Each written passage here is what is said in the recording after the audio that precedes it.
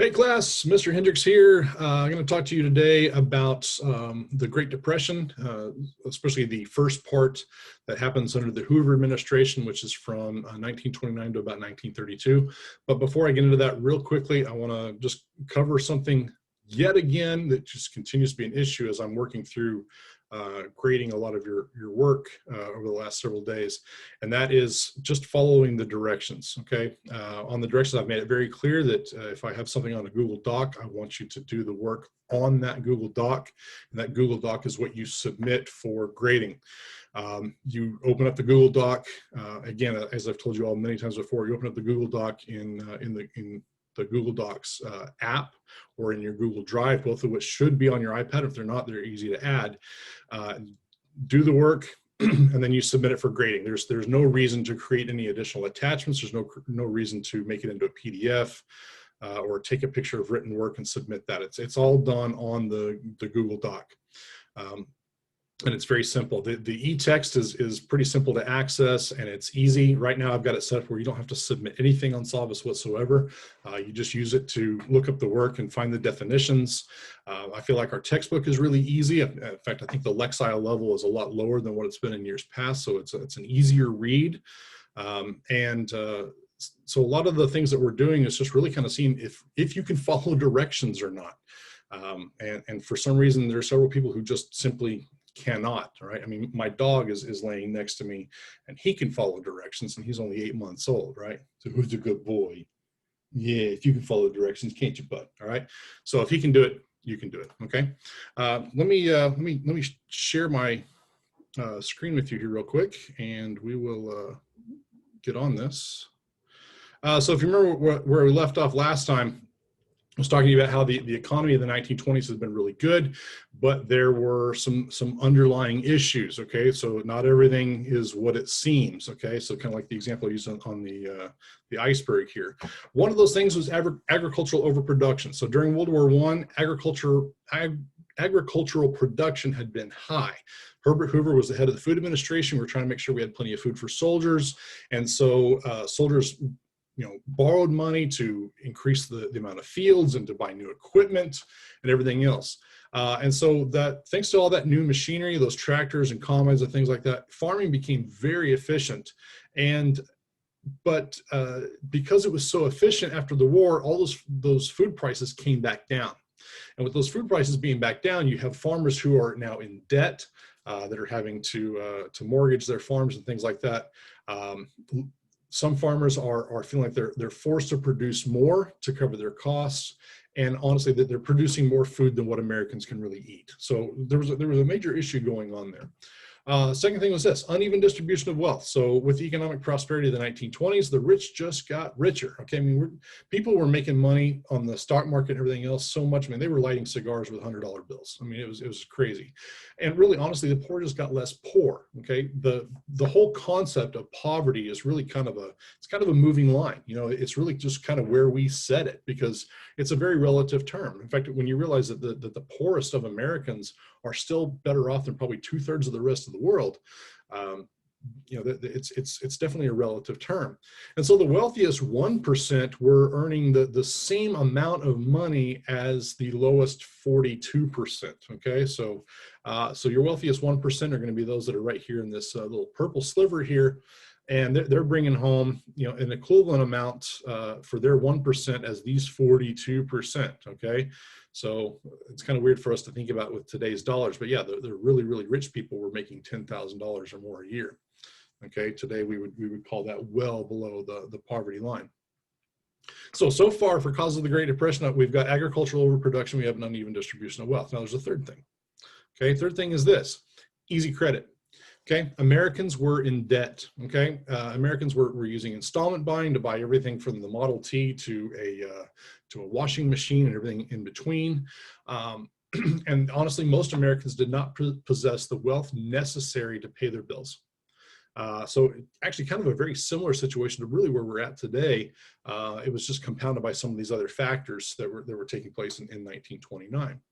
And then, of course, we have the stock market. Now, one of the major misconceptions that I always want to clear up is a lot of people think that the stock market crash of 1929 caused the Great Depression. And I'm going to show you exactly that it did not. Okay, I'm going to show you that it's more of a symptom than a cause. So one of the things that I would usually get into if we were in class, and I would kind of do a lot of different demonstrations, there'd be some back and forth on this, is that the stock market really is based a lot on emotion. It's based on confidence. It's based on how people feel about it. So if you remember when I told you in the previous lesson about what a bull market was and a bear market was, it's really about how people feel about it. It's the confidence. And yeah, a lot of that is based on analytics and things like that, but it's also really, it's emotional. It really is. And so if investors are feeling bullish about something, they feel like the price is going to go up, and so they're going to buy. If they're feeling bearish about it, that the price is going to go down, then they're probably going to sell. And so in September of 1929, prices fell, and so a lot of investors lose confidence, okay? And then on Thursday, October 24th, investors started to sell because of that confidence issue. Now, things kind of evened out on Friday, and over the weekend, everything sort of held the status quo through Monday. But then on Tuesday, October 29th, investors sold 16 million shares. Basically, they just sold everything. So they completely lost confidence. Everybody sold all their stuff. So these stock prices that have been way up here just plummeted, and the market crashed. And so we refer to that as Black Tuesday because it was such a dark day in our nation's economy. Okay, it has nothing to do with the Black Friday thing we do the day after Thanksgiving. That was something that the media came up with a few years ago to talk about how a lot of retailers get themselves out of the red debt and back into the black, back on the positive side of the balance sheet. So it has nothing to do with that. Okay, but we call that Black Tuesday, October 29th, 1929. So what happens is because of the loss in confidence, a lot of people went and started pulling their money from their banks because they felt like maybe the banks weren't going to have enough funds. And so we had all these little tiny regional banks everywhere, and that had been the case going all the way back to the Jackson administration back in the late 1830s. And so when all these depositors showed up and they pulled all their money out, the banks failed because they couldn't guarantee all the funds. And so all that uncertainty caused people to kind of, sort of pull inward, and they stopped spending money. And so when people stop spending money, businesses aren't making any money, and so they have no choice but to start laying off employees because they can't afford to keep their employees, okay? And so the three major causes of the Great Depression are agricultural overproduction, uneven distribution of wealth, and access to easy credit, those three things. What happens with that is that causes the market to crash, okay? Caused the market to crash. Banks failed as a result. Businesses failed because people started holding onto their money, not spending it. And when those businesses began to fail, they had to let their employees go. That creates unemployment. The more people that got unemployed, the less people are spending money, more businesses fail, and more unemployment results, okay? So did the stock market crash of 1929 cause the Great Depression? No, it did not. Okay, it was actually a combination of a lot of factors, okay? So what we do know, the government reacted slowly, okay, and I'll tell you why here in just a second. We had a weak banking system that was not strongly centralized, and really honestly, there was a worldwide depression. Everybody else had not been doing so well after World War I. The United States, we just happened to be in a better position, so we really were, and it was, we kind of had that decade-long party called the Roaring '20s, and not realizing that we were kind of a part of a global economy that was going to end up, going down. So unemployment. So by 1932, there were 12 million workers that were unemployed. That's bad. What I really want you to hone in on here is I want you to see this 24.9% of the workforce. That's 25%. I don't know if you all understand unemployment rates and what that's like, but 25%, 1/4 of the workforce not working is really bad. And I know how you guys have a tendency to think sometimes. You're thinking, oh no, wait a minute, now 75% of the workforce was working, so that's pretty good, right? No, wrong. 25% unemployment is really, really, really, really bad, okay? Just to put things in perspective, a couple of times in my lifetime, we've hit almost 10% unemployment, and those were bad times. by comparison, back in February, prior to COVID hitting, unemployment in the United States was almost non-existent. Okay, and then as a result of COVID and everything else, the United States, we're currently sitting at about 6.7% unemployment, which is still someplace we don't necessarily want to be. 25% unemployment is really, really bad. Okay, so in my lifetime, we've been through a few what we call recessions.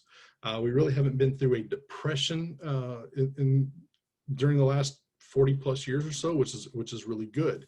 Ronald Reagan once said that he defined it this way. He said a recession is when your neighbor loses his job. A depression is when you lose yours.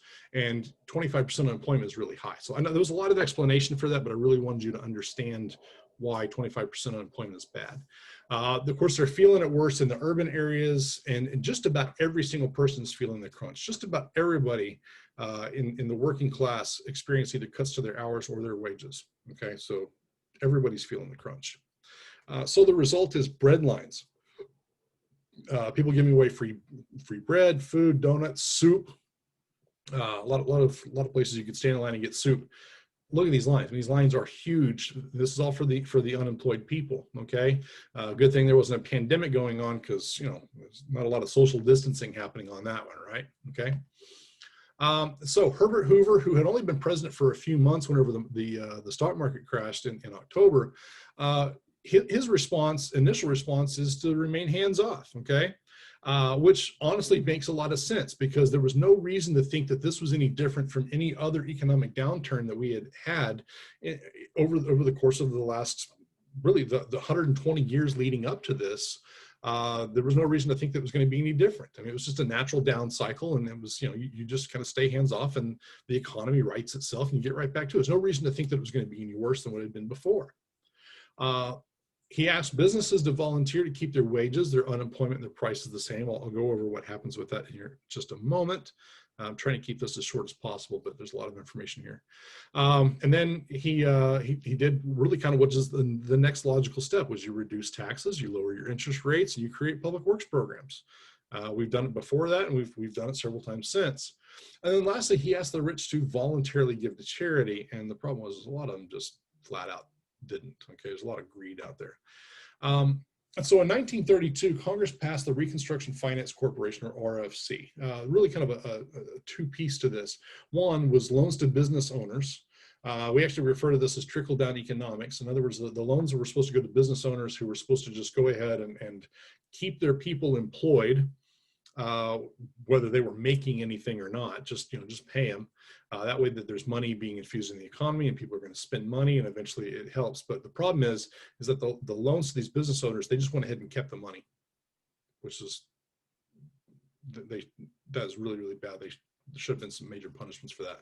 The second thing was a major public works project called Boulder Dam. Okay, later renamed Hoover Dam. Okay, so that's what it looks like. You've probably seen it in several different movies. Okay, one that comes to mind for me is Transformers. Okay, down there, that's where they're keeping Megatron. All right, that's what it looks like from the other side. Hoover Dam dams up the Colorado River, creates Lake Mead, which provides water for places like Las Vegas and then Los Angeles via the Los Angeles Aqueduct. Okay, very big project. It's huge. Okay.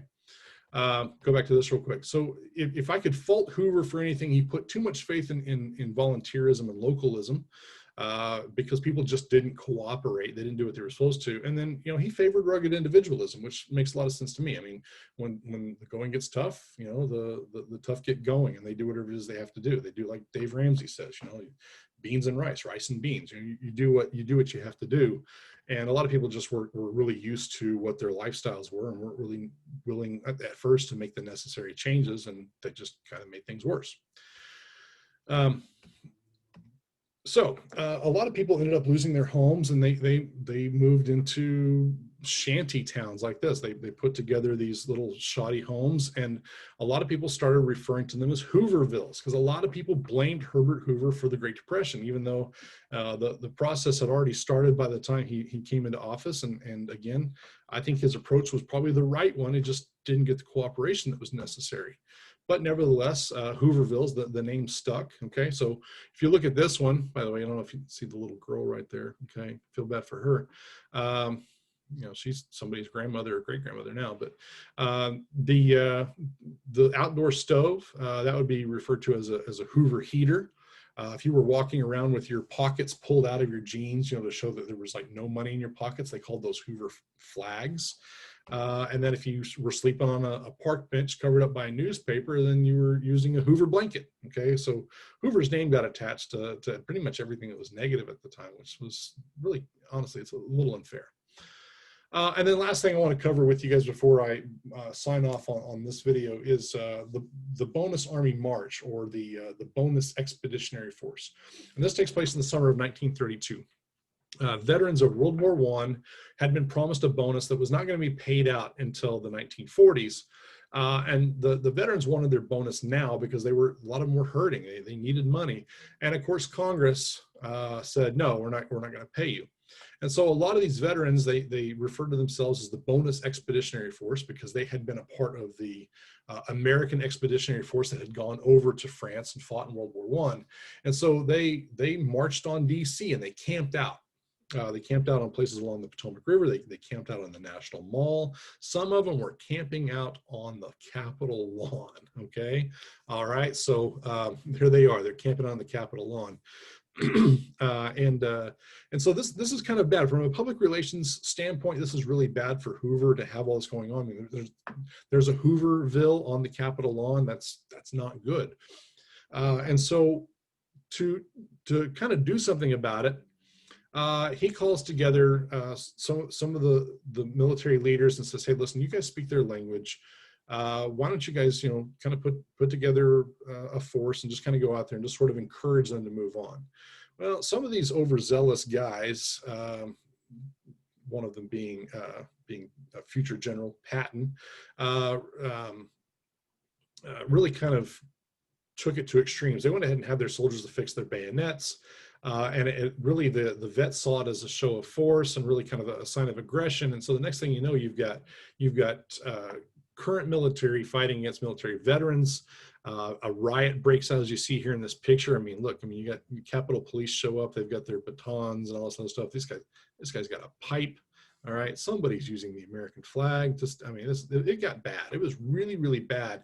This little riot breaks out, and again, from a public relations standpoint, this is really bad. And so, really, the Bonus Expeditionary Force, or Bonus March, really ends up being kind of the nail in the coffin for Hoover's administration. And there is no way in the world, especially after this, that Hoover's going to get reelected in 1932, and that paves the way for. Okay, there's everything I just said.